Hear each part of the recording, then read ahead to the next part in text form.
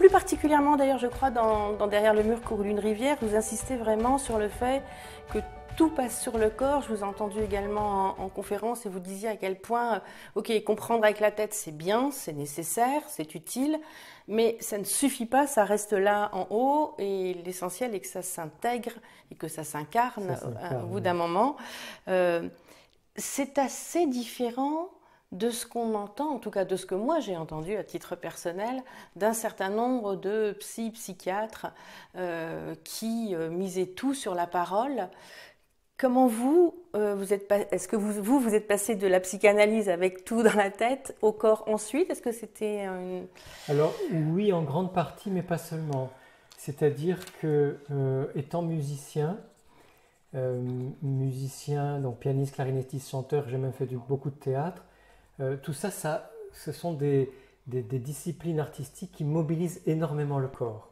Hein, pour chanter, pour jouer de la clarinette, on souffle, on a besoin du souffle, on tient sa clarinette, on se tient dans une certaine posture pour chanter. Pour faire du théâtre, c'est pareil, on bouge sur scène, le corps est impliqué. Et si on a en plus le désir dans son interprétation musicale ou théâtrale d'apporter des émotions, eh bien ça se passe à l'intérieur de soi, ça se passe à travers ses cellules, ses fibres, ses muscles, sa respiration, et c'est tout le corps qui vibre et qui vit.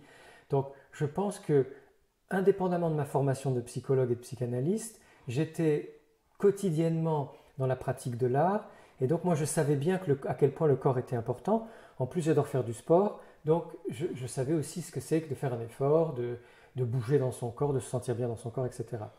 Ce qui fait que quand je me suis formé à la psychanalyse, certes, j'ai été séduit par la grande portée intellectuelle, de réflexion, un peu philosophique que propose la psychanalyse. C'est vrai que ça m'a plu au moment de mes études et peut-être au début de ma pratique, mais très rapidement, je me suis rendu compte que si on restait à ce niveau-là des idées et de la parole, c'était intéressant, mais ça restait seulement intéressant. Et que mes patients et mes patientes, et celles de mes collègues, n'évoluaient pas, ne guérissaient pas, n'allaient pas mieux, leur relation était toujours bancale ou souffrante. Et je recevais au fur et à mesure de ma pratique, j'ai reçu certains patients et certaines patientes qui avaient déjà fait des psychanalyses ou des thérapies et qui n'allaient pas beaucoup mieux, qui savaient expliquer pourquoi ils étaient comme ci ou comme ça, comme Woody Allen, mais qui n'allaient pas beaucoup mieux. Lui, heureusement, il a la création, Woody Allen, il fait des films, mais tout le monde n'a pas la possibilité de faire un film par an à peu près. Donc je me suis dit, il y a vraiment quelque chose que j'ai besoin de comprendre pour aider mes patientes et mes patients à passer le cap de la compréhension vers le changement, vers la transformation.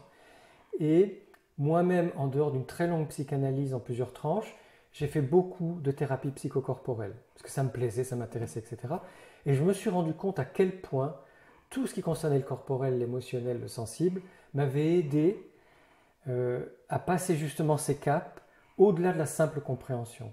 Et que mes transformations profondes d'être humain en tant que père, en tant que compagnon, en tant qu'ami, en tant que professionnel, et même en tant qu'artiste, elles sont toutes passées par quelque chose au niveau du corps. Et donc, au fur et à mesure, dans ma pratique de psychanalyse, de psychothérapeute et dans mon écriture, j'ai voulu être de plus en plus dans la vérité du corps, c'est-à-dire quelque chose qui ne ment pas. Alice Miller a écrit un beau livre qui s'appelle « Le corps ne ment pas », et c'est vrai. Donc, puisqu'on le sait maintenant, autant s'appuyer sur le corps, même si on va bien sûr se servir de notre compréhension quand c'est nécessaire, mais pas tout le temps, parce qu'il y a des moments, c'est pas ça qui est en jeu.